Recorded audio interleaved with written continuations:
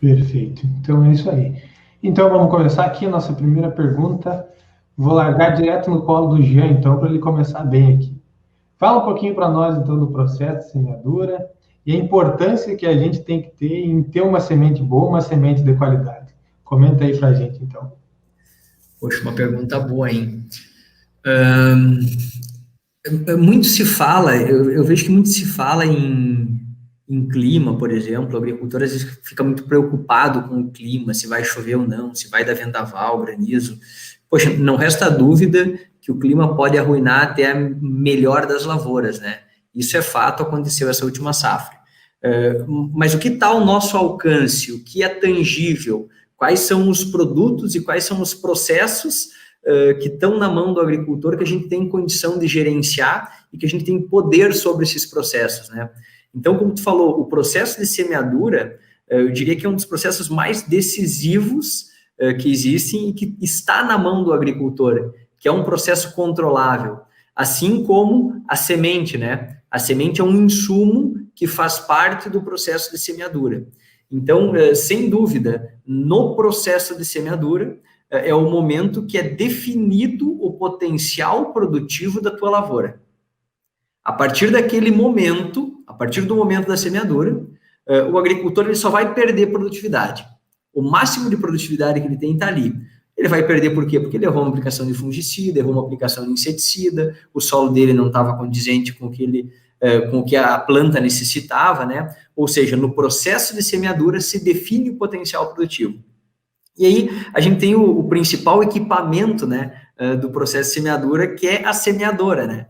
Essa semeadora é um equipamento muito curioso, o pessoal não dá muita bola para ela, mas o que faz uma semeadora? Ela tem que cortar a palha, ela tem que abrir o sulco, ela tem que depositar a semente, ela tem que depositar o adubo num sulco diferente da semente, mais profunda de preferência, colocar a semente na profundidade correta, distribuída da forma correta, fechar esse sulco, isso é muito importante, né? E ainda ajeitar um pouco a palha por cima da superfície. Então, esse processo, ele é feito de forma muito rápida, né? Por isso que tanto se fala na velocidade da semeadura, de 3 para 6 km por hora, tu dobra o número de tiros que tu dá, digamos assim, para largar uma semente. Eu fiz uns cálculos, uma semeadora, ela dispara mais rápido do que a mais rápida das metralhadoras. Então, a quantidade de semente depositada no solo é algo muito rápido, né? Então, o cuidado que se deve ter nesse processo de semeadura, sem sombra de dúvida, é muito relevante para chegar a altos tetos produtivos. E, paralelo a isso, você pode ter o melhor dos processos de semeadura, porém, se tu não tiver um insumo semente de excepcional qualidade, de nada vai adiantar, né? Você necessita ter uma semente de excepcional qualidade para conseguir que o teu processo de semeadura tenha sucesso e que você consiga estabelecer um potencial produtivo adequado ou que você almeja dentro do ato da semeadura, né? Muito bem. Professor Geraldo, tem alguma coisa para agregar aí para a gente? Colocação. Sim, tem alguns trabalhos americanos que são bastante relevantes nesse cenário que o Gia comentou. Eles mostram algo em torno para o cultivo da soja e também para o cultivo do milho. E o cenário da semeadura, ele envolve algo como 50% da definição do rendimento. E qualquer produtor tem essa percepção assim do que ele tira dos ombros o peso de semear. Aí depois vão ter as mil e uma demandas e adversidades, não é? Mas esse é basicamente um número assim. Então, quer dizer, eu tenho um determinado potencial genético, estabeleço, e aí vão ter as variáveis que vão começar a retirar isso no meio do caminho. Só que quando a gente vai para a percepção do processo de semear, às vezes a gente bota fora esse potencial já antes de chegar no sulco de semeadura. Aí vão ter questões vinculadas ao quão fácil pode ser estragar uma semente. Muito bem. Então, professor, agora é para o senhor, então. Questão de variabilidade na lavoura, ela vai afetar o rendimento da minha soja? E como o senhor acabou de falar um pouquinho sobre a qualidade, sobre 50% lá da semeadura, e como que a qualidade da semente se insere nesse contexto de variabilidade, reduzindo o rendimento. Fantástico. Eu costumo falar sobre esse assunto. Nós fizemos um trabalho, foi capitaneado por uma orientada minha, não é?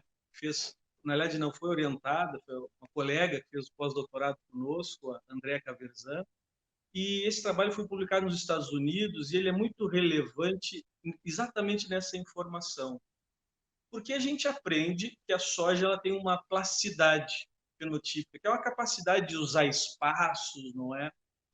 Só que à medida que o tempo vai passando, se nós olharmos, por exemplo, o que era uma soja no início dos anos 2000, ela tinha uma média de ciclo no Brasil de 140 dias. Hoje ela tem de 120. Então, dentro desse cenário, a planta tem que fazer mais em menos tempo e, dentro dessa lógica também, ela tem que ser mais efetiva, ela é menor, ela é uma empresa menor. E aí o que acontece? A gente fez esse estudo e mostrou nesse trabalho da Andréa, muito interessante, onde a variabilidade, o que em alguns locais do Brasil eu escuto como lavoura voo de pica-pau, no Cerrado o pessoal gosta de falar, né?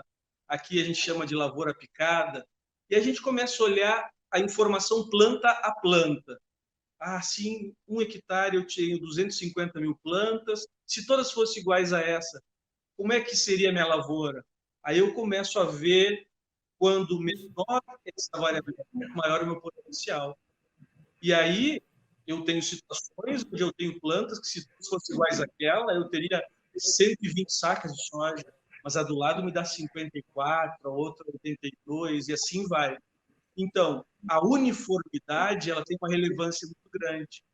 E eu trabalho esse foco com essa turma aí que trabalha conosco, né, no Laboratório de Fisiologia da UPF, que é o aspecto do tripé que nós chamamos. Uma coisa é a semente, que o Jean bem enfatizou, a qualidade dela, sobretudo enfatizada na questão fisiológica do vigor, o processo de semear e todas as variáveis vinculadas a isso, disponibilidade de água, falta d'água, temperatura elevada, baixa, condição, profundidade, velocidade, se eu dessequei bem, não é? E o outro aspecto, que a gente tem alguns estudos também, e existem estudos americanos avançados, mas no Brasil ainda mais, é a questão da segregação do fertilizante. Então eu tenho que fechar esse tripé.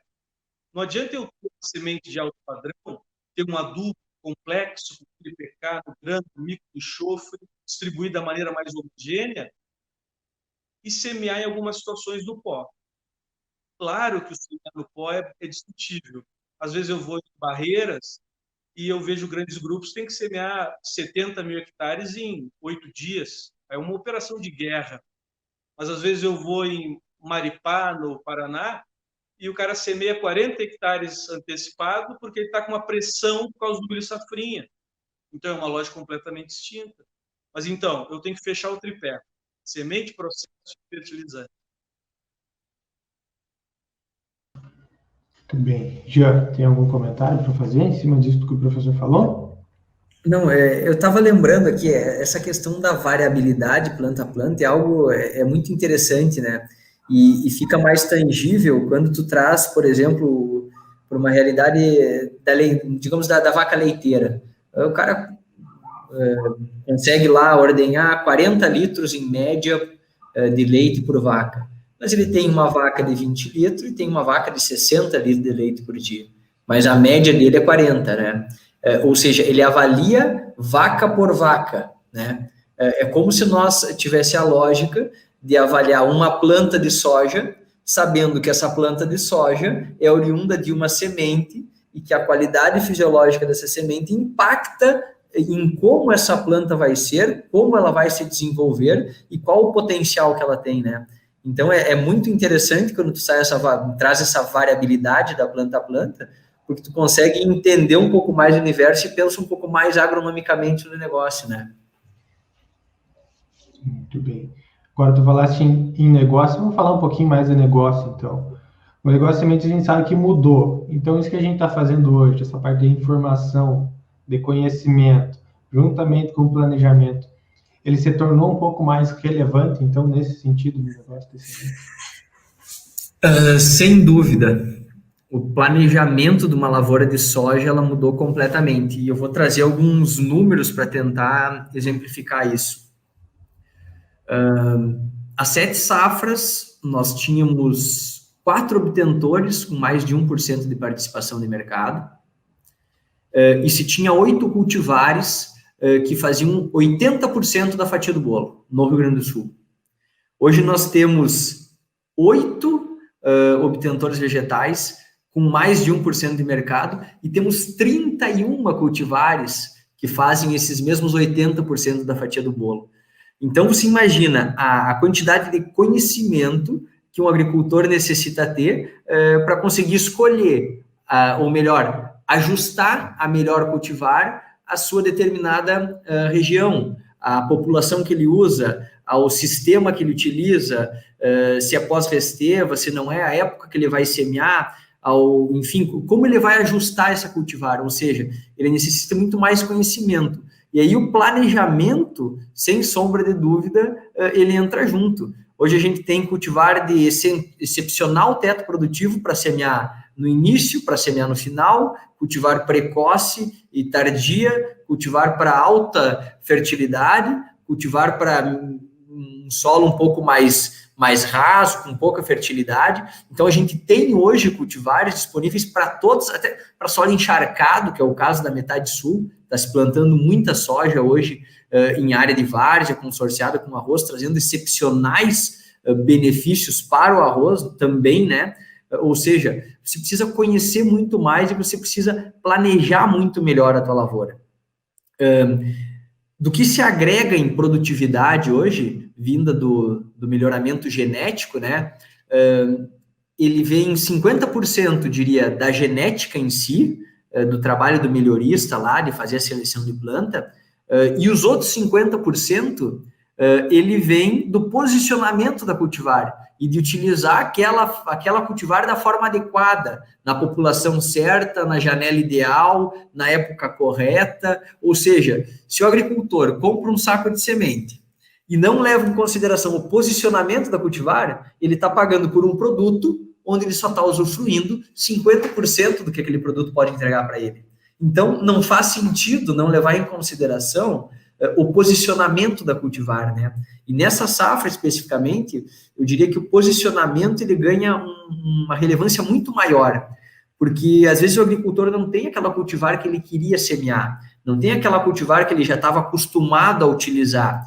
Então, ele precisa se utilizar muito mais de como utilizar aquela cultivar, do conhecimento adquirido do obtentor, do cara do melhoramento genético, de como ele posiciona ela, de como ele precisa utilizar ela, né? Então, eu diria que, sem dúvida, o planejamento da lavoura cada vez é mais importante para você chegar, enfim, e ter uma lavoura bem estabelecida, escalonando a tua semeadura do início até o final, não fazendo loucuras, como o professor falou, semear tudo num dia, se não tem. Se tu não planta trigo, se a janela de semeadura de soja vai lá de 20 de setembro até 30 de novembro, o que tu vai semear em 10, 15 dias? Espera, melhor condição de solo, tenha cultivares para o início, para o meio e para o fim. Então, é possível escalonar e é possível planejar, sim, uma lavoura mais produtiva e para fazer certo na hora correta, né? Eu acho que, além de fazer bem feito, com capricho, o fazer na hora certa também é crucial. E para fazer na hora certa, a gente depende do clima. Então, o escalonamento, eu vejo que é essencial, pensando numa agricultura produtiva, né? Muito bem, muito bem. O professor quer comentar? Não, uma coisa que me chama a atenção, que o Gia comentou e a gente tem observado, é que a gente tem o produtor tem toda essa demanda, os técnicos, de entender essa variabilidade considerável de genótipos, não é?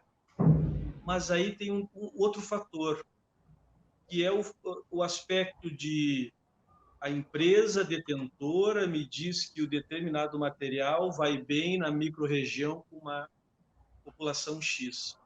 Mas quando eu vou para a prática, e aí uma coisa que eu sou muito apaixonado, já conversamos aqui sobre arquitetura de plantas, vira um universo. Se o produtor ele não tem uma capacidade, o técnico, um conhecimento de estabelecer um diagnóstico próprio da sua área, não é? E dentro da sua área ainda com algumas variações, se ele usufruir somente da informação média, eu preciso de 12 plantas nascidas em 1 metro e 45, 50 centímetros. Pode ser que não funcione da melhor forma, pode ser que não chegue produto do terço médio inferior da melhor forma, não chegue luz, não é? Então, tem esse desafio que o Jean comenta, não é?